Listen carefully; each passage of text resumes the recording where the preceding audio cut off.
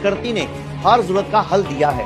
अगर शरीर में B12 या कैल्शियम की कमी है, या आप सोचते हैं कि आपको पेट में न्यूट्रिशन बढ़ाना है, अपने गट बैक्टीरिया बढ़ाने हैं, मल्टीविटामिन लेना पड़ेगा, तो आपको एक तरीका बताता हूँ।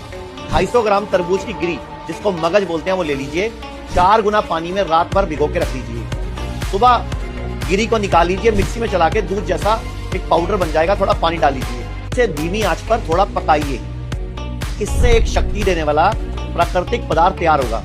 अब इसके बाद थोड़ा नमक, जीरा, पुदीना या धनिया डाल के इसको जमा दीजिए। बस आपका प्राकृतिक प्रोटीन, कैल्शियम और B12 का खजाना तैयार है। इसको हफ्ते में 2 बार खाइए और साथ में 1 चम्मच च्यवनप्राश शुद्ध और 1 चम्मच शुद्ध शहद ले लीजिए।